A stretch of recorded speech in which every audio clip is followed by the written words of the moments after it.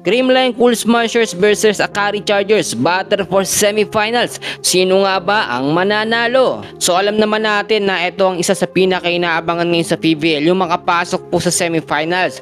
At nakita naman natin bigo na talunin ng Creamline ang kupunan ng Signal HD Spikers, lalo na kapag mga intense and crucial game. Dahil nga po nagkaroon pa ng isang pagkakataon ng Creamline na makapasok sa semis kung tatalunin po nila ang kupunan ng Akari Chargers. Ngayon po kasi maraming nakapansin na ang kupunan po ng Akari ay mas lumakas na kumpara nung dati. At tinalo na rin ng Akari before mga nakarang PBL. Eto nga pong kupunan ng Creamline Cool Smashers.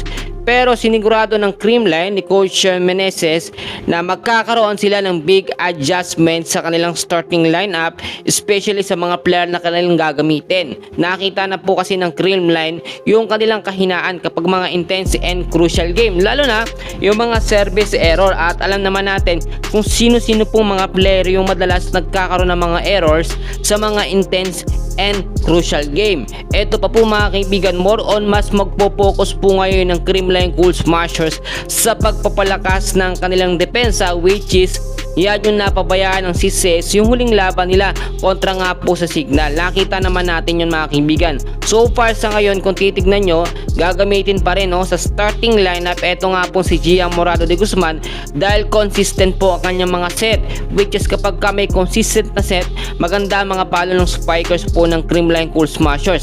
Nagkakaroon lamang ng problema doon sa depensa ng CCS sa talagang humihina ang kalaban kapag pumalo. Madalas hindi po nasasalo ng ang Creamline Cool Smashers, which is yun yung isang dahilan na nagli-lead sa CCS, kaya po sila natatalo. Do kapag mga set 1, set 2 nakukuha ng CCS, pero hinahabol at naaabutan po sila ng kalaban. Kaya naman ang sinasabi natin dito, hindi pwedeng maging kampante ang Creamline na matatalo agad nila ang kupunan po ng Akari Chargers. Ang Akari ngayon, more on mas marami silang malalaking player kung ikukumpara po natin dito sa Creamline Cool Smashers.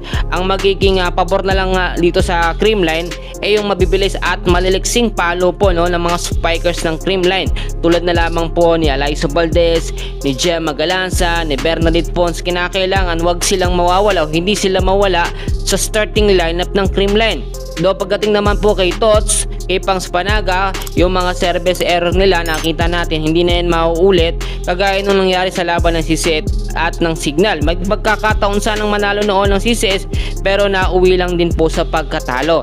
Ngayon po yung mga adjustment mangyayari yan on the spot po ng game.